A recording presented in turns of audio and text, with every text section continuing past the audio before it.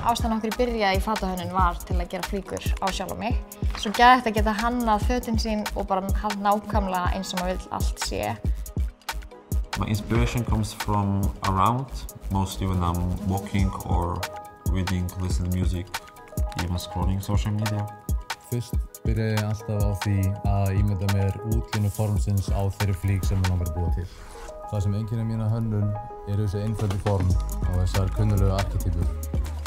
Oft eyði ég bara mest megninu af ferlinu í að velja rétta þræði og einhvern veginn að blanda þeim saman og gera alls konar pröfur. Við þurfum að búa til tilfinningaleg tengsl við flíkurnar okkar. Framtíð íslenska fatahönnunar er mjög björt, myndi ég segja.